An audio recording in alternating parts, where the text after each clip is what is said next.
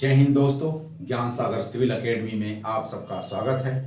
हमने last class में UP PCS mains 2025 paper 6 से रिलेटेड इन्वेस्टमेंट के बारे में कुछ बेसिक कॉन्सेप्ट का डिस्कशन किया था। उसी की कड़ी में आज हम इन्वेस्टमेंट में फर्दर इंफॉर्मेशंस को ऐड करने की कोशिश करते हैं। और इन्वेस्टमेंट से रिलेटेड आज का जो हमारा टॉपिक है कि क्या क्या फैक्टर्स हैं इन्वेस्टमेंट के बढ़ने के। कहीं पे किसी भी देश में जो इन्वेस्टमेंट आता है उसके क्या क्या फैक्टर हैं, या किन फैक्टर्स की वजह से या किन कारणों से एमएनसीज किसी कंट्री में या किसी स्टेट में आती हैं या अट्रैक्ट होती हैं। एक तो ये हो गया। नेक्स्ट पॉइंट क्या है कि गवर्नमेंट स्टेट गवर्नमेंट ने यानी उत्तर प्रदेश की सरकार ने इन्वेस्टमेंट को यूपी में बढ़ाने के लिए क्या क्या स्टेप्स उठाए हैं। ये दूसरा टॉपिक हो गया हमारा। तीसरा क्या होगा कि यूपी में इन्वेस्टमेंट से रिलेटेड क्या क्या चैलेंजेस हैं। नेक्स्ट क्या है कि उसका सॉल्यूशन एंड सजेशन, उन चैलेंजेस का, इन्वेस्टमेंट से रिलेटेड जो चैलेंजेस हैं यूपी में, उनका सॉल्यूशन एंड उनका सजेशन क्या है, यानी वे फॉरवर्ड। तो उसी की कड़ी में आज हम पहले देख लेते हैं कि फैक्टर अफेक्टिंग इन्वेस्टमेंट्स को बढ़ाने के लिए किसी भी देश में या किसी भी एक स्टेट में, यहाँ पे हम बातें कर रहे हैं यूपी के पॉइंट ऑफ व्यू से, तो हमारा हो जाएगा कि factors affecting investments in UP में इन्वेस्टमेंट्स आने के लिए क्या क्या फैक्टर्स हैं। यूपी में जो इन्वेस्टमेंट बढ़ेगा या बढ़ रहा है या उसको अट्रैक्ट करने के क्या क्या फैक्टर्स हैं, या दूसरी भाषा में कहा जाए कि एमएनसी को अट्रैक्ट करने के लिए यूपी में क्या क्या फैक्टर्स हैं।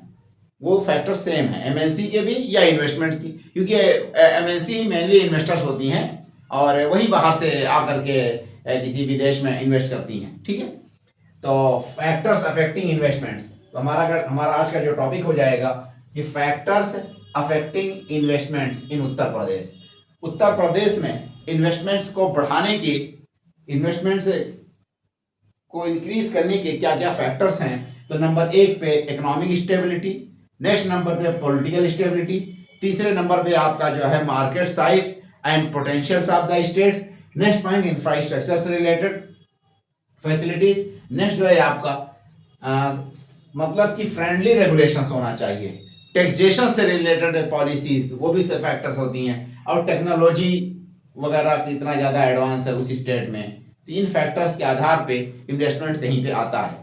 यूपी के पॉइंट ऑफ व्यू से देखते हैं कि नंबर 1 पे आपका इकोनॉमिक स्टेबिलिटी की बात की जाए तो इसके अंतर्गत आपका आएगा एक तो लो रेट ऑफ इन्फ्लेशन। देखिए, इन्फ्लेशन जरूरी है किसी भी इकोनॉमिक ग्रोथ के लिए, बट हाइपर इन्फ्लेशन वो हार्मफुल है, और नो इन्फ्लेशन यानी कि डिस्फ्लेशन या डिफ्लेशन ये भी हार्मफुल है। इन्फ्लेशन होना यानी कि 2 to 4%, ये 2 से 4% इन्फ्लेशन ग्रोथ रेट जो के लिए ज़रूरी है, कंपलसरी है। तो low rate of inflation is quite essential for economic growth for the investment. ठीक है, नंबर 1 पे। तो फर्स्ट पॉइंट हमारा क्या है कि लो रेट ऑफ इन्फ्लेशन।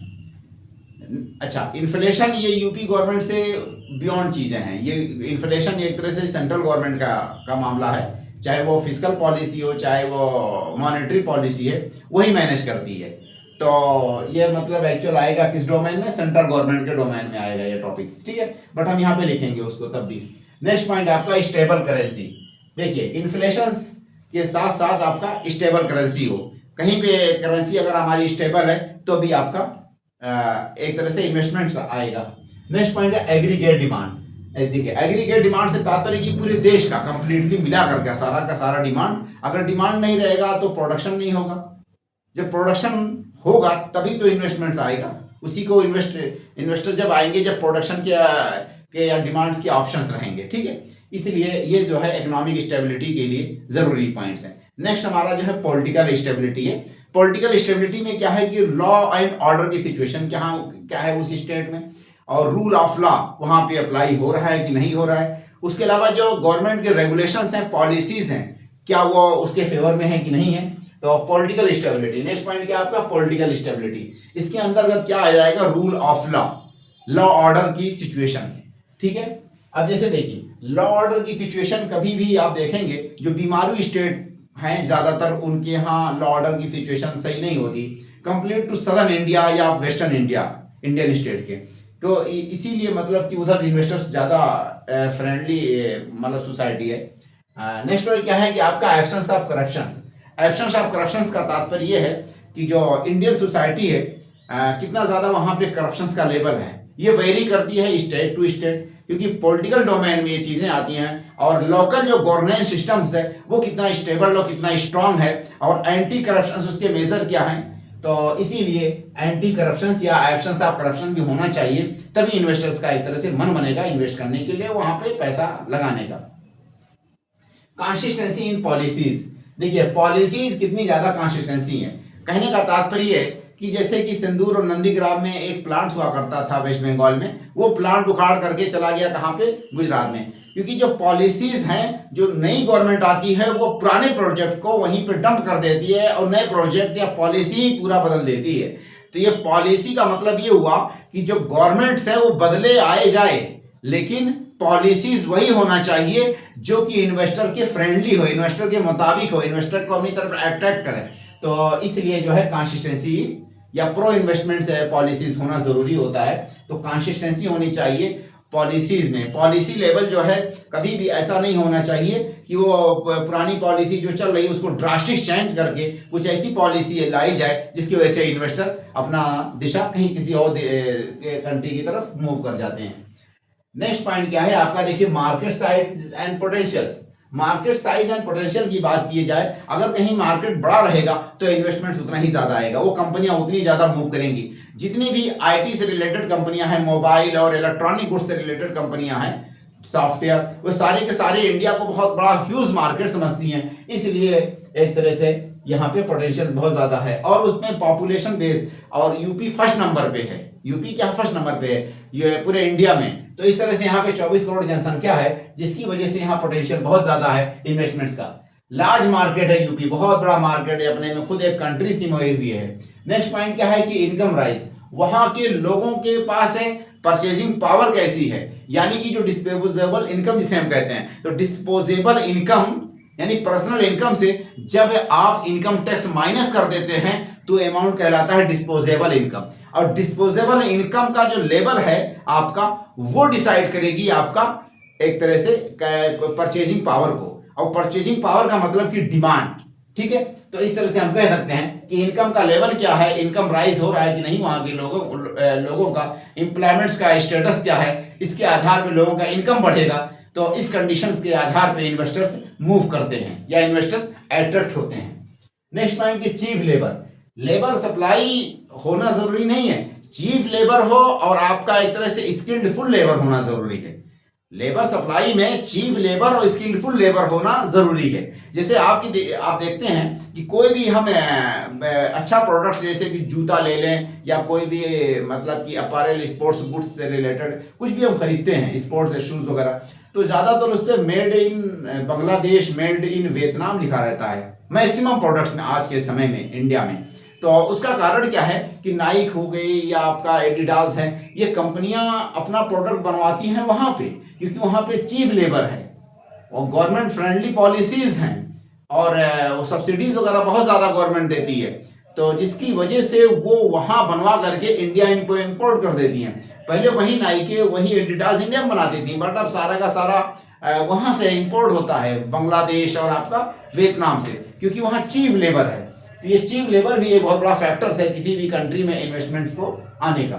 इंफ्रास्ट्रक्चर तो खैर लाइफ लाइन होता है इकोनॉमी को बूस्ट करने के लिए, और इंफ्रास्ट्रक्चर एक तरह से ये ब्लड लाइन होता है जो कि पूरी बॉडी में जैसे ऑक्सीजन ब्लड लेकर के कैरी करता है, ऐसे ये इकोनॉमी को सर्कुलेट कराने में इंफ्रास्ट्रक्चर का ही रोल होता है। नेक्स्ट पॉइंट क्या है, अपॉर्चुनिटी एंड फ्रेंडली रेगुलेशंस होना चाहिए। वो कंट्री जो है उसमें अपॉर्चुनिटीज कैसी हैं, क्या उसकी पॉलिसी मतलब कि इन्वेस्टमेंट है इको फ्रेंडली है, इन्वेस्टमेंट फ्रेंडली है कि नहीं है, और उसमें रेगुलेशंस वगैरह जो है इन्वेस्टमेंट फ्रेंडली कैसे हैं क्या है, ये सारे फैक्टर्स रोल प्ले करते हैं। टैक्सेशन पॉलिसी, जैसे कि ओडा वाला जो मामला था, ओडा जो फोन है उसमें जो है आपने देखा होगा तो कैपिटल गेन वाला जो टैक्स वाली बात थी, तो इस तरह से कि टैक्सेशन यानी कि वहाँ की जो लोकल गवर्नमेंट्स है क्या वो टैक्स के मामले में कैसा सब्सिडी देती है, इंसेंटिव्स वगैरह क्या प्रोवाइड करती हैं, छूट रिमिटेंस वगैरह एग्जम्पशंस वगैरह किस लेवल पे देती है, वो डिसाइडिंग फैक्टर है इन्वेस्टमेंट्स का। टेक्नोलॉजिकल डिमांड का मतलब क्या होता है कि वहाँ के लोकल जो कंपनियां हैं, वहाँ का जो प्रोडक्शंस है क्या वो टेक्नोलॉजी ड्राइवन है कि नहीं, या ऑब्सोलेट या अपडेटेड टेक्नोलॉजीज है कि नहीं है, इसके आधार पे भी इन्वेस्टमेंट बढ़ता है। तो हमने देख लिया कि इन्वेस्टमेंट्स को बढ़ाने के लिए या फैक्टर्स क्या क्या हैं जो इन्वेस्टमेंट को अपनी तरफ अट्रैक्ट करते हैं। उसमें देखा economic stability, political stability, infrastructure, market potential और पॉपुलेशन बेस, इस तरह की चीज़ें हैं। और सपोर्टिव एंड फ्रेंडली रेगुलेशंस हो गया, taxation policies and technology, people choice, fashion trends etcetera चीज़ें इसी में आ जाएंगी। नेक्स्ट जो हमारा टॉपिक है वो यूपी गवर्नमेंट ने इन्वेस्टमेंट्स को प्रमोट करने के लिए क्या क्या इनिशिएटिव्स उठाए हैं, क्या क्या स्टेप उठाए हैं। देखिए, कोई भी अगर हम सिनॉप्सिस बनाते हैं या कोई भी आंसर लिखते हैं तो उसमें जनरली दो चीज़ें होती हैं। एक तो आपका चैलेंजेस क्या है, उन चैलेंजेस का सॉल्यूशन क्या है। कभी भी चैलेंजेस, कॉन्सर्न्स, प्रॉब्लम्स, डिसएडवांटेज, ये तीनों मिलती जुलती चीजें हैं। क्या क्या? चैलेंजेस, कॉन्सर्न्स, प्रॉब्लम्स, डिसएडवांटेज, या कॉन्स जिसे कहते हैं। जैसे प्रॉस होता है वो पॉजिटिव पॉइंट हो गया, कॉन्स का मतलब निगेटिव पॉइंट, निगेटिव एस्पेक्ट। तो ये सारी चीजें मिलती जुलती हैं। किसी भी टॉपिक्स में आप देखेंगे उनके लास्ट में क्या होता है, सॉल्यूशन होता है। सॉल्यूशन किसी भी चीज का दो बेस पे आधार होता है। एक गवर्नमेंट की तरफ से क्या वो स्टेप उठाया गया सॉल्यूशन के लिए या रेमेडीज के लिए, एक पब्लिक की तरफ से या कम्युनिटी की तरफ से क्या सॉल्यूशन के लिए क्या स्टेप उठाया गया। दो धारा में हम सॉल्यूशंस को या रेमेडीज को बांट देते हैं, एक गवर्नमेंट के पॉइंट ऑफ व्यू से और एक पब्लिक या कम्युनिटी के पॉइंट ऑफ व्यू से। कम्युनिटी में हम अगर देखते हैं तो एक तो नॉर्मल लेमैन जिसे कहते हैं, नॉर्मल पीपुल्स ने क्या स्टेप उठाए हैं या उनको क्या करना चाहिए, कितना सहयोग देना चाहिए। तो नॉर्मल पीपुल से क्या एक्सपेक्टेशंस हैं इस समस्या का समाधान के लिए, नंबर एक। नंबर दूसरे पे एनजीओ वगैरह, सिविल सोसाइटी का क्या रोल है और क्या रोल होना चाहिए। तो कम्युनिटी लेवल पे क्या है, फिर उसको दो हिस्सों में हम बाइफरकेट कर देते हैं। गवर्नमेंट वाले पॉइंट ऑफ व्यू से अगर हम देखते हैं किसी भी समस्या के समाधान के लिए, किसी भी चैलेंज के रेजोल्यूशन के लिए, किसी भी आपके प्रॉब्लम्स को हल करने के लिए, तो गवर्नमेंट के पॉइंट ऑफ व्यू से जो पॉइंट्स हैं उसको आप फर्दर कैटेगराइज करिए। गवर्नमेंट ने किसी भी समस्या के लिए क्या स्टेप उठाए, जैसे कि मान लीजिए इन्वेस्टमेंट से यूपी में नहीं आ रहा है या कम आ रहा है या आ रहा है तो कॉम्पिटिटिव नहीं है, जैसे कि सदर्न स्टेट या वेस्टर्न इंडिया के जो स्टेट हैं, गुजरात, महाराष्ट्र, उसके मुकाबले में इन्वेस्टमेंट नहीं आ रहा है, तो उसको बढ़ाने के लिए गवर्नमेंट ने क्या क्या उपाय किए हैं, क्या क्या स्टेप उठाए हैं या ये सॉल्यूशन क्या है। तो उस हिसाब से देखते हैं तो गवर्नमेंट ने पहले नंबर में क्या एक्शन लिया है, यानी कि प्रैक्टिकल वर्क क्या, गवर्नमेंट ने क्या एक्शन लिया है, उसके लिए गवर्नमेंट का फंक्शनल वर्क क्या है किसी भी समस्या के समाधान के लिए, नंबर एक। दूसरे नंबर में उस पॉलिसीज, गवर्नमेंट ने उसके लिए क्या पॉलिसीज और क्या लॉज बनाए हैं, क्या एक्ट बनाए हैं कि उस समस्या का समाधान किया जाए, सेकंड नंबर। थर्ड नंबर में गवर्नमेंट ने क्या स्कीम चलाई है उस चीज को अपग्रेड करने के लिए, उसको रन करने के लिए या उसको बूस्टअप करने के लिए या उस समस्या का समाधान करने के लिए, third number scheme. Next point आपका इंस्टीट्यूशंस एंड ऑर्गेनाइजेशन, गवर्नमेंट ने कौन कौन से इंस्टीट्यूशन से उसके लिए बना रखे हैं या गवर्नमेंट की कौन कौन सी इंस्टीट्यूशन से पहले से एग्जिस्ट करती हैं उस चीज को अपग्रेड करने के लिए, उसको बेहतर बनाने के लिए। गवर्नमेंट की कौन कौन सी एजेंसियां उससे रिलेटेड हैं, ठीक। अगला पॉइंट इसी में आता है कि कॉन्फ्रेंस वगैरह, समिट्स वगैरह, डायलॉग्स, डिबेट, डिस्कशन, अगला पॉइंट इसी में आएगा, वो भी गवर्नमेंट लेवल पे, ठीक। तो इन्वेस्टमेंट से अगर तात्पर्य हमारा यहाँ पे ये है कि उत्तर प्रदेश गवर्नमेंट ने इन्वेस्टमेंट्स को बूस्ट अप करने के लिए क्या क्या स्टेप उठाए हैं। तो पहले नंबर पे हम एक्शन लेवल पे बात करेंगे कि यूपी गवर्नमेंट ने क्या एक्शन लिया है उसके लिए। नेक्स्ट पॉइंट है यूपी गवर्नमेंट की कौन कौन सी पॉलिसीज इन्वेस्टमेंट्स को बढ़ाने के लिए सपोर्टिव हैं। अगला पॉइंट क्या है, स्कीम वगैरह गवर्नमेंट के लिए क्या चल रही है।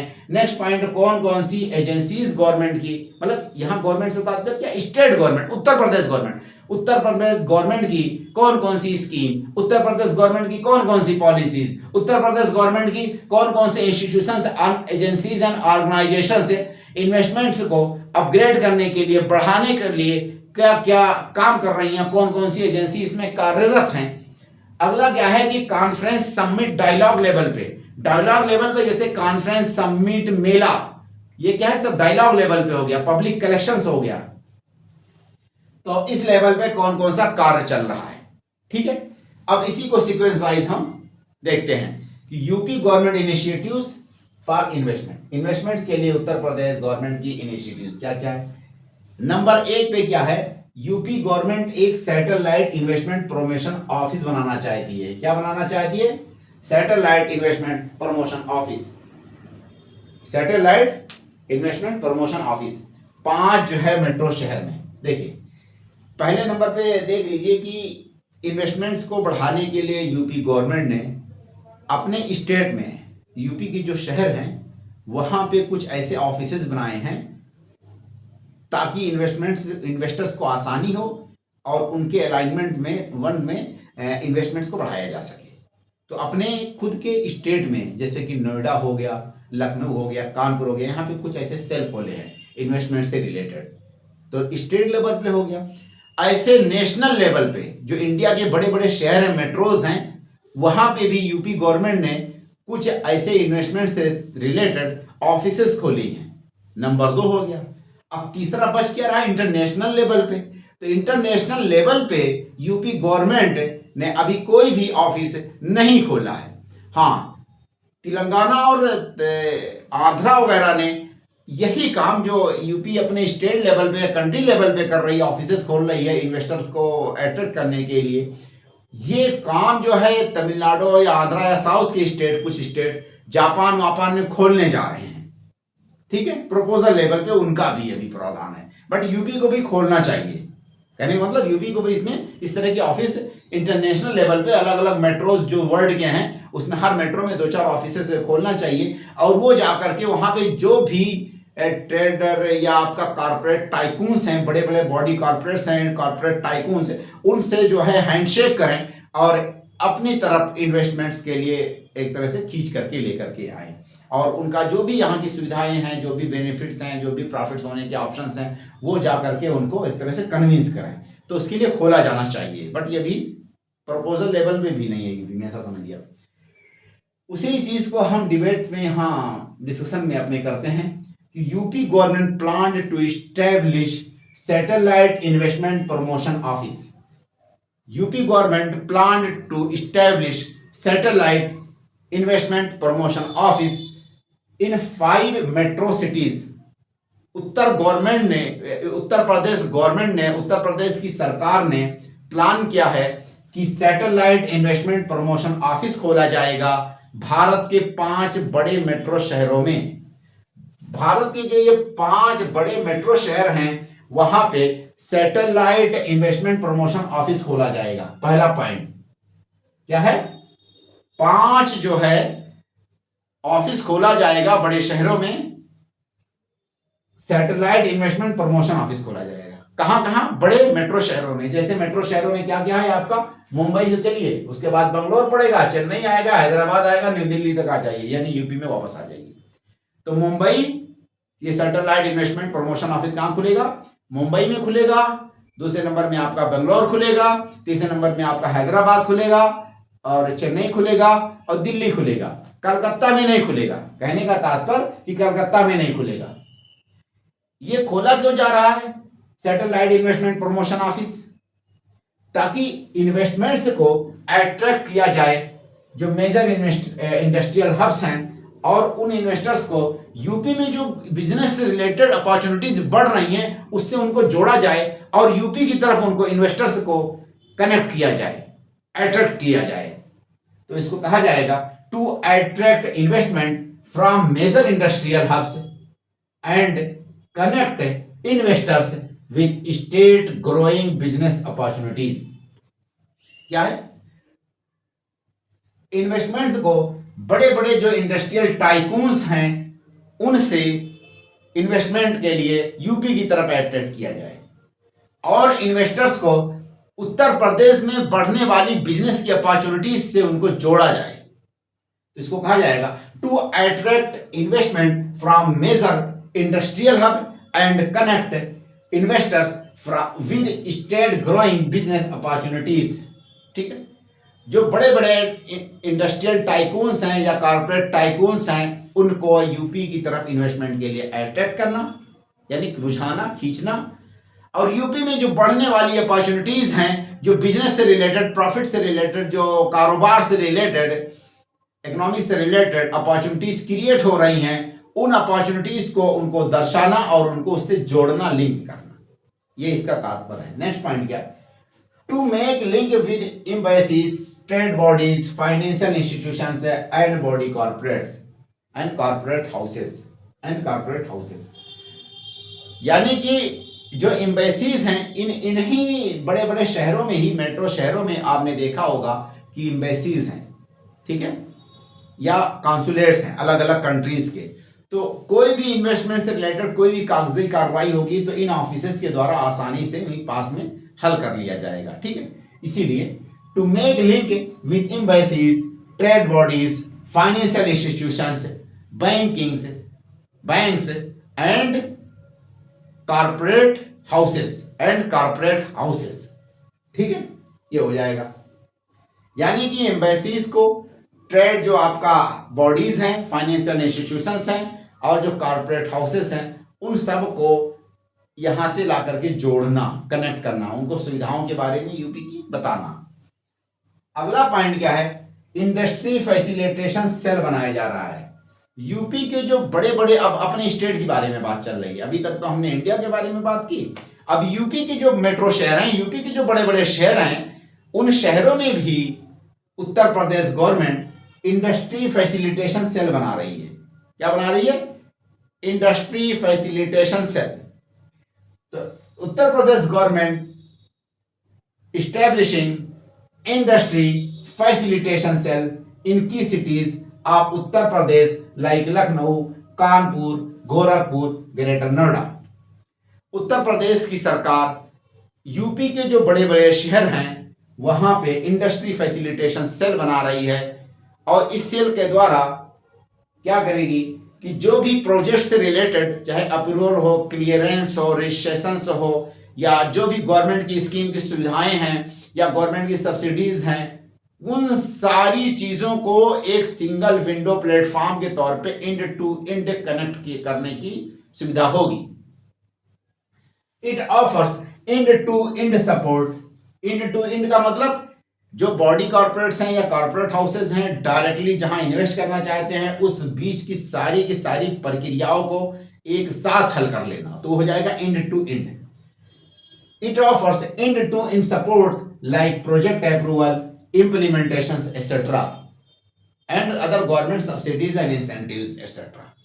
ठीक है, इसका तात्पर्य क्या है? ये जो इंडस्ट्री फैसिलिटेशन सेल है, वे सारा का सारा काम वहां यूपी के जो बहुत सारे शहरों में खोल दिया जाएगा, ताकि जो भी इन्वेस्टर्स हैं, जो भी बिजनेसमैन हैं, वहीं से जा करके अपने शहर में, कोई लखनऊ वाला है तो उसको नोएडा नहीं आना पड़ेगा, नोएडा वाले को कानपुर नहीं जाना पड़ेगा। वरना पहले एक ऑफिस हुआ करती थी लखनऊ में ही या कानपुर में ही मेनली ऑफिसेज होती थी गवर्नमेंट की सारी। ठीक है, अब वो क्या है, अलग अलग शहरों में इस तरह से सेल बनाए जा रहे हैं, industry facilitation cell. Industry facilitation cell के अंतर्गत जो है कहाँ कहाँ बन रहा है? एक तो आपका लखनऊ में बन रहा है, एक कानपुर में, एक गोरखपुर में, एक ग्रेटर नोएडा में। इन 4 शहरों में इंडस्ट्री फैसिलिटेशन सेल बन रहा है। उसके अंतर्गत जो है, जो भी प्रोजेक्ट से रिलेटेड है, जैसे कि लैंड एक्विजिशन हो गया, क्लियरेंस हो गया, रजिस्ट्रेशन हो गया, आपका प्रोजेक्ट सब्सिडीज है, आपका ये टैक्स एग्जम्पशन से रिलेटेड इंफॉर्मेशन है, या जो भी कार्रवाई लेवल पे, इम्प्लीमेंटेशन लेवल, सब कुछ की सुविधा इसी सेल से प्रोवाइड कराई जाएगी इंडस्ट्री वालों को या इन्वेस्टर्स को। ठीक है, नेक्स्ट पॉइंट क्या है कि digital land bank. Uttar Pradesh ने एक डिजिटल लैंड बैंक बनाया है। यानी कि डिजिटल लैंड बैंक से तात्पर्य क्या है कि यूपी गवर्नमेंट ने उत्तर प्रदेश की वो जमीन है जहाँ पे इंडस्ट्री होने की इस्टेब्लिश होने की संभावनाएं थी और वो ज़मीनें आसानी से एक्वायर गवर्नमेंट ने कर ली हैं और उन ज़मीनों को गवर्नमेंट ने मैपिंग कर लिया GIS के थ्रू, यानी जोग्राफिकल इंफॉर्मेशन सिस्टम के द्वारा। फिर उनका एक डिजिटल मैप क्रिएट कर लिया और उसको ये निर्धारण कर लिया कि एक उसका नाम रख दिया बैंक के नाम से कि वो लैंड बैंक है या डिजिटल लैंड बैंक, और उसको गवर्नमेंट ने पहले से अधिग्रहण कर रखा है, अक्वायर कर रखा है। किस आधार पे कर रखा कि या तो वो वैसे ही खाली पड़ी हुई थी या गवर्नमेंट की ज़मीनें थी, गवर्नमेंट ने या लोगों ने कब्जे कर रखे थे। तो ऐसे बहुत सारी ज़मीनें जहाँ पे इंडस्ट्री हाउसेज या इन्वेस्टर्स को ज़्यादा प्रोबेबिलिटी है कि इन्वेस्ट कर सकेंगे, तो उनका रिकॉर्ड जो है लेखा जोखा मेंटेन कर करके डिजिटल रिकॉर्ड गवर्नमेंट ने अपने तरफ से कर लिया और ये कोशिश किया कि जो भी इन्वेस्टर्स आएंगे उनको गवर्नमेंट क्या करेगी, इन ज़मीनों का रिकॉर्ड शो कर देगी डिजिटली कि आपको देखिए कहाँ पे कितनी ज़मीन चाहिए, कौन से एरिया में कौन से लोकेशन में कितनी ज़मीन चाहिए, आप हमारे इस डिजिटल रिकॉर्ड से देखिए और हम आपको ज़मीन प्रोवाइड कराएंगे। तो उसका नाम क्या रखा गया, डिजिटल लैंड बैंक। ठीक है, digital land bank with GIS mapping it offers real time location based land availability to investors to select plot that suit their business requirements. ठीक है, डिजिटल लैंड बैंक से तात्पर्य क्या है कि नंबर एक पे ये है कि ये GIS मैपिंग है। GIS मैपिंग का मतलब कि जोग्राफिकल इंफॉर्मेशन सिस्टम या GPO कह लीजिए, ग्लोबल पोजिशनिंग सिस्टम। ठीक है, ऐसे समझिए कि GPO के द्वारा पहले से उसको मैपिंग कर लिया गया है, उसके रिकॉर्ड को मेंटेन कर लिया गया है या गवर्नमेंट ने उसको अधिग्रहण कर लिया है। ठीक है, नेक्स्ट पॉइंट क्या है, it offers real time location based land availability. Real time location based availability का मतलब कि जो भी इन्वेस्टर्स हैं उनको डायरेक्टली उस जमीन का पोजीशन आसानी से मिल जाएगा। अधिग्रहण नहीं करना, गवर्नमेंट ने पहले उसको अक्वायर कर लिया क्योंकि गवर्नमेंट की ऐसी बहुत सारी जमीनें पड़ी हुई थी या कुछ जगहों पे इन्वेस्टमेंट्स होने के चांसेस हैं, तो बड़े बड़े शहरों के तो एग्रीकल्चर लैंड या इस तरह की जमीन भी गवर्नमेंट ने अक्वायर कर रखी है और उनको इसी लैंड बैंक में जोड़ दिया है। तो रियल टाइम अवेलेबिलिटी है मतलब। ठीक है, to investors to select plot that suit their business requirement. बहुत अच्छी बात लिखी है कि वो इन्वेस्टर या जो कंपनी के मालिक जहां पे इन्वेस्ट करना चाहते हैं वो जमीन को डायरेक्टली डिजिटली या मैप में देख करके ये चूज कर लें कि हाँ हमको ये जमीन यहां की इतनी चाहिए और अधिग्रहण कर सकते हैं इस तरह से। ठीक है, तो इसी बात को लिखा गया कि digital land bank with GIS mapping that offers real time location based land availability to investors to select plot that suit their business requirement. ठीक है, नेक्स्ट पॉइंट क्या है, UP industrial investment and employment promotion policy. 2022 में UP government ने एक policy लाई थी investment से related, उसका नाम था UP industrial investment and employment promotion policy. क्या है, UP industrial investment and employment promotion policy 2022। Industrial investment and employment promotion policy के अंतर्गत UP government capital subsidies, exemptions on stamp duty and operation incentives etcetera provide कराती है। यानी आप कारोबार करेंगे, बिजनेस करेंगे तो कुछ गवर्नमेंट इंसेंटिव्स देगी, कैपिटल सब्सिडी देगी गवर्नमेंट, लैंड अधिग्रहण करेंगे तो आपको एक स्टैम्प ड्यूटी पे छूट मिलेगा। ठीक है, इस तरह की सुविधाएं इस स्कीम के अंतर्गत इन्वेस्टर्स को गवर्नमेंट प्रोवाइड कराती है। Government offer subsidies on capital investment and stamp duty exemptions. इसके अंतर्गत गवर्नमेंट कैपिटल सब्सिडी वगैरह देती है। तो वही बात है, government offer subsidies on capital investment and stamp duty exemptions. ऐसे ही FDI को प्रमोट करने के लिए, फॉरेन डायरेक्ट इन्वेस्टमेंट्स को इंडिया में बढ़ाने के लिए यूपी गवर्नमेंट ने एक दूसरी स्कीम लाई थी 2023 में, ताकि जो फॉर्च्यून 500 कंपनियां हैं, फॉर्च्यून 500 कंपनियां ग्लोबल वाली, दुनिया वाली, और फॉर्च्यून 500 इंडियन कंपनियां, उन दोनों को यूपी में इन्वेस्टमेंट्स करने के लिए अट्रैक्ट किया जाए और उसके लिए सब्सिडी और छूट दिया जाता है, इसीलिए इसका नाम रखा गया UPFDI Fortune global 500 and Fortune India 500 companies investment promotion policy 2023। क्या है 2023? ये यहां पे लिखा हुआ है UPFDI Fortune global 500 and Fortune India 500 companies investment promotion policies 2023। इससे तात्पर्य क्या है कि यूपी गवर्नमेंट ने इसकी एक पॉलिसी लाई और उस पॉलिसी के अंदर कैपिटल सब्सिडी दी जाती है, लैंड एक्वाइजिशन वगैरह पे सहायता दिया जाता है, स्टैम्प ड्यूटी जो है कम चार्ज किया जाता है, उसके अलावा इंसेंटिव्स वगैरह भी ऑपरेशंस पे दिए जाते हैं। उसमें मेनली जो कंपनियों को टारगेट किया गया, जो ग्लोबल 500 फॉर्च्यून कंपनियां हैं और इंडिया की 500 फॉर्च्यून कंपनियां, ठीक है। तो फॉर्च्यून नाम से एक मैगजीन है जो कि टॉप ब्रॉस जो कंपनियां होती हैं पूरी दुनिया की या इंडिया की, उनकी लिस्टिंग करती है, उनका लिस्ट जारी करती है कि टॉप 500 कंपनीज ग्लोबल लेवल पे ये हैं, टॉप 500 कंपनीज इंडिया लेवल पे ये हैं। तो फॉर्च्यून 500 कंपनियां चाहे ग्लोबल लेवल पे हैं, चाहे फॉर्च्यून 500 कंपनियां इंडिया लेवल पे हों, इन दोनों को अट्रैक्ट करने के लिए, इन्वेस्टमेंट्स के लिए यूपी की तरफ यूपी गवर्नमेंट ने ये पॉलिसी लाई थी और नाम रखा UP FDI Fortune global 500 and Fortune India 500 companies investment promotion policy 2023। इसके अंतर्गत एफडीआई को यानी फॉरेन डायरेक्ट इन्वेस्टमेंट्स को बढ़ाने के लिए यूपी में प्रावधान दिया गया है, प्रोविजन है to attract FDI fortune listed 500 companies को यूपी की तरफ एफडीआई में इन्वेस्टमेंट करने के लिए अट्रैक्ट करना। किसको अट्रैक्ट करना है? To attract 500 fortune listed companies, ठीक है। It offer subsidies on capital वगैरह में भी छूट दिया जाता है इसके अंतर्गत। उसके अलावा 80% लैंड सब्सिडी दी जाती है, provided up to 80% land subsidy in certain region. 80% land subsidy भी इसके भीतर दिया जाता है इस स्कीम के अंदर, अगर वो एफडीआई, ये फॉर्च्यून की कंपनियां आकर के यूपी में एफडीआई में इन्वेस्ट करती हैं। 80% लैंड सब्सिडी से तात्पर्य क्या है कि अगर बुंदेलखंड और पूर्वांचल में अगर वो एफडीआई इन्वेस्टमेंट होगा तो 80% सब्सिडी दिया जाएगा।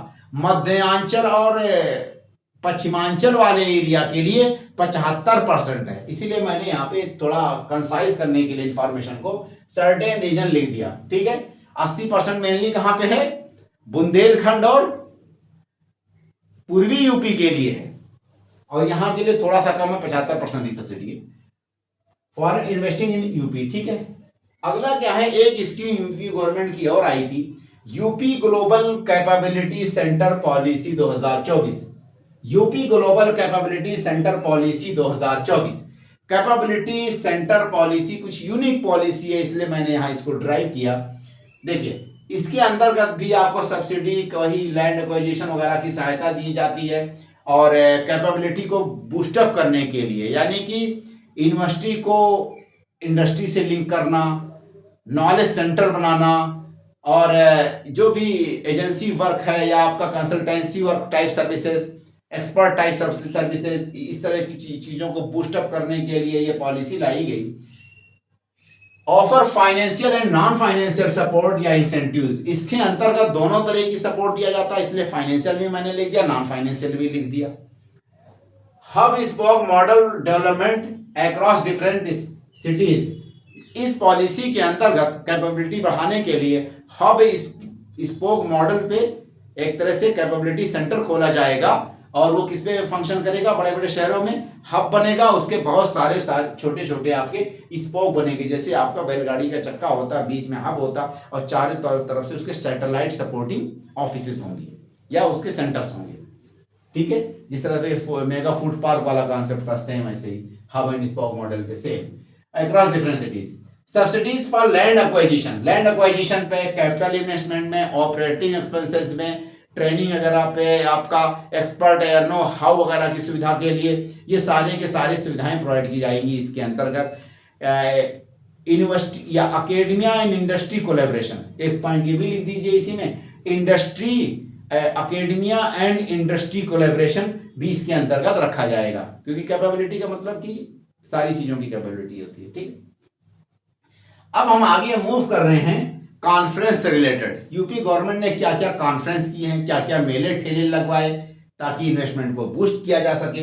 उसके अंतर्गत जो समिट्स हुए, जो आपके कॉन्फ्रेंसेज हुए, यूपी ग्लोबल इन्वेस्टर समिट बहुत फेमस है 2023 में, इस पे क्वेश्चन भी पूछा जा चुका है यूपीपीसीएस में। यूपी ग्लोबल इन्वेस्टर समिट 2023, ठीक है, इसका तात्पर्य क्या है कि यूपी गवर्नमेंट ने एक इन्वेस्टर समिट कराया था, ये दूसरे नंबर का समिट था, पहले नंबर का एक हो चुका है, ये दूसरे नंबर का है, और एक तीसरा भी होने जा रहा है 2026 के फरवरी में। कब होगा? फरवरी 2026 में तीसरा ग्लोबल समिट होगा। तो यूपी गवर्नमेंट कुछ समिट, पीपुल्स गैदरिंग के लिए भी, इस तरह से इन्वेस्टर्स को अट्रैक्ट करने के लिए कुछ कॉन्फ्रेंसेस करवाती है, और उन इन्वेस्टर्स को एक तरह से, और जितने भी स्टेक होल्डर्स हैं सबको एक प्लेटफॉर्म पे गैदरिंग किया जा सके, जिसमें कि मान के चलिए कि थिंक टैंक हो गए, बैंकर्स हो गए, इन्वेस्टर्स हो गए, इंडस्ट्रियल ऑनर हो गए, इंडस्ट्री टाइकून्स, कॉर्पोरेट टाइकून्स, ये सारे के सारे एक ही मतलब कि प्लेटफॉर्म पे इकट्ठे हो जाएंगे, और एक दूसरे की कोलैबोरेशन से क्या होगा कि फिर यूपी में इन्वेस्टमेंट बढ़ेगा। इसके लिए ऑर्गेनाइजेशन एक तरह से एक कॉन्फ्रेंस कराया जाता है, समिट कराया जा रहा है यूपी में। तो समिट दो तरह के होते हैं इस संबंध में। नंबर एक में global investor summit, first number का, सेकंड नंबर का तो हो चुका है। सेकंड नंबर का जो ग्लोबल इन्वेस्टर समिट था वो 2023 में हुआ था। थर्ड नंबर का जो ग्लोबल इन्वेस्टर समिट है वो 2026 के फरवरी में होगा। और अभी इससे संबंधित जो है एक कॉन्फ्रेंस होता है ground breaking ceremonies. Ground breaking ceremonies ये भी आपको इन्वेस्टमेंट अट्रैक्ट करने के लिए ही एक तरह से उसी का ही ये वर्जन है, इन्वेस्टर समिट का ही वर्जन है। तो ग्राउंड ब्रेकिंग सेरेमनीज इसकी जो है आपकी 4 ग्राउंड ब्रेकिंग सेरेमनीज यूपी में हो चुकी हैं। कितनी हो चुकी हैं? 4 ग्राउंड ब्रेकिंग सेरेमनीज यूपी में हो चुकी हैं। 5वें नंबर की जो ग्राउंड ब्रेकिंग सेरेमनीज है वो आपका नवंबर इसी साल 2025 में होने जा रहा है। नवंबर 2025 में 5वें नंबर का जो ग्राउंड ब्रेकिंग सेरेमनीज है वो आपका होने जा रहा है। अब इसको थोड़ा सा टेक्निकल पॉइंट ऑफ व्यू देखते हैं। UP global investor summit 2023 it brought together policy makers. देखिए पहले नंबर पे तो इसने पॉलिसी मेकर को एक साथ इकट्ठा किया प्लेटफॉर्म पे।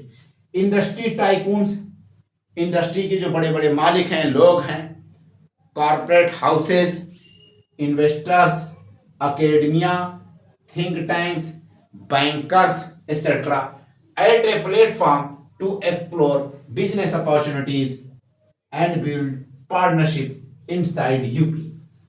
ये जो इन्वेस्टर समिट क्यों कराया गया था? ताकि जो बड़े बड़े पॉलिसी, मतलब जो पॉलिसी मेकर हैं, पॉलिसी मेकर 2 तरह के लोग होते हैं उसमें भी, एक आपका परमानेंट एग्जीक्यूटिव और एक एग्जीक्यूटिव या लेजिस्लेचर जो भी कह लीजिए, तो एक पॉलिटिशियन और एक ब्यूरोक्रेसी है, समझिए। पॉलिटिशियंस एंड ब्यूरोक्रेसी तो ये पॉलिसी मेकर्स हो गए हमारे। तो पॉलिटिशियंस या ब्यूरोक्रेसी को क्या कहेंगे? Together policy makers. Policy maker को एक प्लेटफॉर्म पे इकट्ठा किया, इंडस्ट्री टाइकून्स को इकट्ठा किया, कॉर्पोरेट हाउसेस के ऑनर्स जो थे उनको इकट्ठा किया, बैंकर्स को इकट्ठा किया, इन्वेस्टर्स को, अकेडमिया को, थिंक टैंक को, ठीक है, और जो भी कंसल्टेंट जो है, एक्सपर्ट्स हैं, टेक्नीशियन एक्सपर्ट्स, उन सबको एक प्लेटफॉर्म पे इकट्ठा किया ताकि यूपी में बिजनेस अपॉर्चुनिटीज को एक्सप्लोर करें आकर के, और यूपी की तरफ इन्वेस्टमेंट करने में उनका रुझान बढ़े, उसके लिए काम किया गया। बिल्ड पार्टनरशिप इनसाइड यूपी, ताकि यूपी में इन्वेस्टमेंट करने के लिए उनका रुझान बने, उनका मन बने, ठीक है, उसी बात को। It brought together policy maker, industry tycoon, owners of the corporate houses, investors, academia, bankers and think tanks at a platform to explore business opportunities and build partnership inside UP. UP global investor summit क्या है? UP global investor summit, GIS मतलब global investor summit यहाँ पे, ठीक है, ये short form मैंने वैसे लिख दिया। यूपी ग्लोबल इन्वेस्टर समिट पे 19,500 MOU साइन हुए थे। ये जो दूसरे नंबर का ग्लोबल इन्वेस्टर समिट है 2023 में जो हुआ था, 2023 वाला जो ग्लोबल इन्वेस्टर समिट है, इसमें 19,500 MOU साइन हुआ था। इन्वेस्टमेंट जो इसमें कमिटेड था, securing investment commitment worth 33.50 lakh crore, 33.50 lakh crore जो है इन्वेस्टमेंट का कमिटमेंट हुआ था इसमें, जो कि बढ़ कर करके 37.81 लाख करोड़ हो गया था। जो इसमें आए थे भागीदार लोग, उन लोगों ने ये कहा था कि हम यूपी में 33.5 लाख करोड़ इन्वेस्ट करेंगे, जो कि बाद में उनका कमिटमेंट बढ़ करके 37.81 लाख करोड़ हो गया था। नेक्स्ट पॉइंट, इस तरह के इतने भारी भरकम इन्वेस्टमेंट से उम्मीद की जा रही थी कि यूपी में जो एम्प्लॉयमेंट जनरेशन है वो 93 लाख से ज्यादा एम्प्लॉयमेंट जनरेट होगा, ये एक्सपेक्टेशंस थी। तब देखिए, at UP global investor summit approximately 19,500 MOU memorandum of understanding were signed that securing investment commitments worth 33.50 lakh crore in rupees that reached to 37.81 lakh crore. It expected to generate employment more than 93 lakh in UP. ये इतने points हो गए इसके अंतर्गत। UP government ने अभी तक, आज के समय तक बात करें तो 2 ग्लोबल इन्वेस्टर समिट करवाया है, 4 ग्राउंड ब्रेकिंग सेरेमनीज करवा चुकी है UP. Next global investor summit UP का होने की आशा जताई जा रही है 2026 के फरवरी में। 5वें नंबर का जो ग्राउंड ब्रेकिंग सेरेमनी है उसकी उम्मीद जताई जा रही है कि इस बार के नवंबर यानी 25 के नवंबर में हो जाएगा। उसी बात को मैंने कही, UP government has already organised 2 major investor summits, 2 बड़े बड़े इन्वेस्टर समिट यूपी गवर्नमेंट ने ऑर्गेनाइज्ड किए, and 4 ground breaking ceremonies, 4 ground breaking ceremonies UP में हो चुके हैं। The upcoming 3rd edition of global investor summit have a target of more than 20,000 MOU to be signed. It expected to be held in February 2026। ठीक, कहने का तात्पर्य क्या है कि तीसरा एडिशन जो ग्लोबल इन्वेस्टर समिट है वो फरवरी 2026 में होने की उम्मीद है। इसके अंतर्गत 20,000 से ज्यादा MOU साइन होने की उम्मीद है, जताई जा रही है, टारगेट है। और 5वें नंबर का जो ग्राउंड ब्रेकिंग सेरेमनीज है वो आपका अभी नवंबर 2025 में ही होगा। महाकुंभ 2025, देखिए पहले जमाने में वैसे गांव में भी बहुत बड़े बड़े मेले लगते थे। वनली आज के समय में बड़े बड़े मेले कहाँ लगते हैं? वनली वेस्ट बंगाल। दुर्गा पूजा के समय पूरी वेस्ट बंगाल को सजा दिया जाता है और उसको एक तरह से लॉन्ग, मतलब कि मंथ लॉन्ग जो है, एक तरह से पूरे महीने जो है फेस्टिवल या फेयर जो है मनाया जाता है। उसका एक कारण ये भी है कि ये जो सेरेमनीज या जो इस तरह की बड़े बड़े मेले होते हैं वो पूरी इकोनॉमी को साल भर रन करने का एक तरह से सपोर्टिंग एलिमेंट के तौर पे काम करती हैं। पूरे साल इकोनॉमी को बूस्टअप करने और इकोनॉमी को रन करने में सहायक होती हैं। इसलिए जो है पूरे महीने जो है मेला ठेला लगवाया जाता था पहले जमाने में। अब ओनली कहाँ लगता है? वेस्ट बंगाल में। तो दुर्गा पूजा के पीछे जो मेन इसेंस है इतने बड़े लेवल पे मनाए जाने का वेस्ट बंगाल में, क्योंकि वो इकोनॉमी से जुड़ा हुआ है, वो कॉमर्स से जुड़ा हुआ है, बिजनेस से जुड़ा हुआ है, लोगों की रोजी रोटी का सहायता है, इनकम का सोर्स है। तो जब भी हम धर्म को इनकम से, कॉमर्स से जोड़ देंगे तो फायदा यही होगा कि खुराफात से बच करके क्या है, मनी ओरिएंटेड हो जाएंगे, कारोबार की तरफ भागने लगेंगे। तो ऐसे ही देखिए महाकुंभ मेला 2025 में जो मनाया गया, माघ मेला, महाकुंभ मेला इलाहाबाद प्रयागराज पे त्रिवेणी संगम पे, उसको यूपी गवर्नमेंट ने भी उसी पैटर्न पे सोचा कि उसको हम कॉमर्स से, इकोनॉमिक्स से जोड़ दें it attracted around 40 crore visitors, 40 crore श्रद्धालु या पिलग्रिम्स जो है यहां पे आए। बूस्टिंग लोकल ट्रेड, जो कि लोकल ट्रेड को बूस्ट किए, इन्वेस्टमेंट्स को बढ़ा, इसके कारण यूपी में टूरिज्म का प्रमोशन हुआ और एम्प्लॉयमेंट्स वगैरह जनरेट हुए इसके कारण, इस महाकुंभ के कारण। तो महाकुंभ ने 40 करोड़ श्रद्धालुओं को अपनी तरफ इनवाइट किया, या 40 करोड़ विजिटर्स जो है यूपी में आए। इसके अंतर्गत लोकल जो है ट्रेड को, बिजनेस को, इन्वेस्टमेंट्स को प्रमोट किया गया। इसके द्वारा टूरिज्म का बहुत ज्यादा बूस्टअप हो गया और एम्प्लॉयमेंट्स वगैरह का इसमें जनरेशन में सहायक रहा। ये नेक्स्ट पॉइंट क्या है, अब कुछ संस्थाओं के बारे में बात करें, institutions and organisations. UP government की वो कौन कौन सी संस्थाएं हैं जो कि इन्वेस्टमेंट को प्रमोट करने के लिए सदैव तत्पर हैं, ठीक है। वो इंस्टीट्यूशन जो कि यूपी गवर्नमेंट की इन्वेस्टमेंट्स को प्रमोट करने के लिए बहुत ज़्यादा मतलब कि सहायक हैं, उनमें नंबर 1 में इन्वेस्ट यूपी है।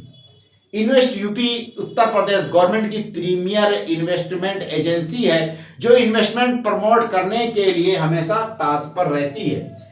Investment promotion and facilitation centre भी कह सकते हैं, investment promotion and facilitation agency भी कर सकते हैं इसको। 12 डोमेन स्पेसिफिक सेल इसके अंदर हैं। ये गवर्नमेंट की एक एजेंसी है, तो यहाँ पे मैंने मेंशन किया state premier investment promotion and facilitation agency, ठीक। 12 डोमेन स्पेसिफिक सेल है वे are set up in invest UP.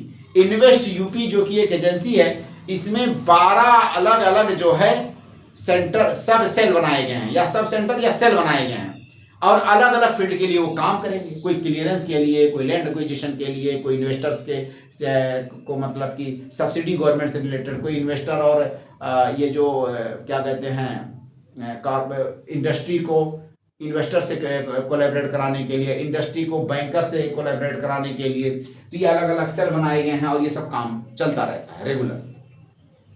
12 domain specific cells were set up in invest UP. Invest UP जो एजेंसी है उसके अंतर्गत 12 डोमेन स्पेसिफिक सेल हैं that focused on policy, investment promotion, finance, legal matter, ease of doing business. इसका तात्पर्य क्या है, इसका काम क्या है इन्वेस्ट यूपी का, कि पॉलिसी लेवल पे एक तरह से पॉलिसी बनाने में सहायक होती है। ये गवर्नमेंट की जितनी ये सब पॉलिसीज हम देख रहे हैं, इसमें इसी का रोल है मेनली, क्योंकि इसी डिपार्टमेंट के अंदर आती है जो पॉलिसी मैंने ये मेंशन की है। उसके अलावा जो है इन्वेस्टमेंट प्रमोशन के लिए ये काम कर रही है एजेंसी, फाइनेंस वगैरह की सहायक है। उसके अलावा लीगल मैटर्स वगैरह में जो भी क्लियरेंस वगैरह और रजिस्ट्रेशन से जो भी ऑब्स्टेकल्स हैं और लीगल पॉइंट ऑफ व्यू से जो भी दिक्कतें हैं, ईज ऑफ डूइंग बिजनेस है, उसमें भी एक तरह से ये कार्यरत है, इसका काम है ये काम करना है इसका। और ये प्रीमियर इंस्टीट्यूशन जो इन्वेस्टमेंट्स को बढ़ावा देने के लिए यूपी में कार्यरत है। उसके अलावा यूपी गवर्नमेंट ने एक ऐप बनाया है, उसका नाम रखा है निवेश मित्रा। क्या ऐप बनाया है? निवेश मित्रा, निवेश सारथी, ये यूपी गवर्नमेंट के ऐप हैं। ये सिंगल विंडो क्लियरेंस प्लेटफॉर्म है या पोर्टल है, सिंगल विंडो क्लियरेंस प्लेटफॉर्म या पोर्टल है। कोई भी इन्वेस्टर्स, कोई भी आपका इंडस्ट्री वाला बंदा, कोई भी आपका कॉर्पोरेट वाला बंदा, जो भी यूपी में कोई कारोबार, कोई बिजनेस या कोई भी इन्वेस्ट करना चाहता है, कुछ भी इस तरह से रिलेटेड कारोबार, बिजनेस और इन्वेस्टमेंट्स या फैक्ट्री लगाना चाहता है, तो उसको क्लियरेंस लेने के लिए, रजिस्ट्रेशन लेने के लिए और रजिस्ट्रेशन फी जमा के लिए, लैंड एक्विजिशन के लिए जगह जगह भटकना नहीं पड़ेगा। सिंगल एक ऐप पे जा करके, एक ऐप मोबाइल का ऐप है, उसी पे जा करके ये सारी सुविधाएं उसको एक जगह मिल जाएंगी। इसीलिए कहा गया इसको कि सिंगल विंडो क्लियरेंस प्लेटफॉर्म या सिंगल विंडो क्लियरेंस पोर्टल। पहले क्या होता था कि ये रजिस्ट्रेशन यहाँ से कराओ, फीस वहाँ जमा करो और क्लियरेंस वहाँ से कराओ, और उसके अलावा लैंड एक्विजिशन का ये डिपार्टमेंट है तो टैक्सेस के लिए वहाँ पे चले जाओ, है ना, स्टैम्प ड्यूटी वहाँ पे जमा करो। इस तरह से बहुत सारी चीज़ें, बहुत ज़्यादा मतलब कि वो था, खचर पचर था उसी में चीज़ें। अब उसको एक प्लेटफॉर्म पे किया जा रहा सारा का सारा। तो सिंगल विंडो क्लियरेंस ये किसमें सपोर्ट करती है? रजिस्ट्रेशन फॉर एंटरप्रेन्योर्स या बिजनेसमैन या ट्रेडर्स या इन्वेस्टर्स, उनके रजिस्ट्रेशन में ये सहायक होती है, क्लियरेंस में एक तरह से सहायक होती है। Here entrepreneurs can register online जा करके इसी ऐप के द्वारा वो रजिस्टर कर सकते हैं। फी पे ऑनलाइन वो फीस का पेमेंट कर सकते हैं जो भी आपका रजिस्ट्रेशन करवाना है उससे रिलेटेड। ट्रैक इट्स एप्लीकेशन, आपने जो अप्लाई किया है उसके एप्लीकेशन का रिकॉर्ड देख सकते हैं कि कहाँ तक आपका एप्लीकेशन पहुंचा है, कहाँ कहाँ कौन कौन से ऑब्स्टेकल्स हैं, उसके सॉल्यूशन के लिए, रेमेडीज के लिए भी दोबारा अप्लाई कर सकते हैं। It provide 70 services of 20 government department, उत्तर प्रदेश के 20 जो गवर्नमेंट डिपार्टमेंट्स हैं उससे रिलेटेड ये सर्विसेज प्रोवाइड कराती है। कितना 70 जो है सर्विसेज इसके अंदर आते हैं, कहीं कहीं पे 40 या 45 भी लिखा रहता है, तो कंफ्यूज मत होइए, कोई एक मान लीजिएगा, ठीक है। तो 70 सर्विसेज ऑफ 20 गवर्नमेंट डिपार्टमेंट, ये जो है इस पे क्या कहते हैं, निवेश मित्रा पे, इस पोर्टल पे प्रोवाइड किया जाता है यूपी गवर्नमेंट के। उसके अलावा यूपी गवर्नमेंट ने और भी बहुत सारे स्टेप उठाए हैं इन्वेस्टमेंट को प्रमोट करने के लिए, तो उसको हम एक कॉलम बना कर लिख सकते हैं अदर्स। अदर्स में हम कुछ ऐसी चीज़ों को भी लिख सकते हैं जो कि इन्वेस्टमेंट से संबंधित हैं, जैसे यूपी गवर्नमेंट का एक स्कीम है वन डिस्ट्रिक्ट वन प्रोडक्ट, ये भी इन्वेस्टमेंट्स के लिए एक तरह से सपोर्टिंग एलिमेंट्स है। उसके अलावा इंफ्रास्ट्रक्चर का जितना भी पॉइंट हमने डिस्कस किया, अभी दो तीन लेक्चर में इंफ्रास्ट्रक्चर को डिटेल में डिस्कस किया गया, वो सारा का सारा स्टेप इसी में आ जाएगा, इन्वेस्टमेंट को प्रमोट करने के लिए सहायक है। हमारा जो इससे संबंधित अगला टॉपिक है वो है क्या क्या कॉन्स्टेंट्स हैं, क्या क्या चैलेंजेस हैं इन्वेस्टमेंट से रिलेटेड यूपी में, और उसका फिर सॉल्यूशन क्या है। तो हम अगली क्लास में इसी पे डिस्कशन करेंगे, और आप लोगों से रिक्वेस्ट है कि हमारे चैनल को लाइक और सब्सक्राइब करें। All the best.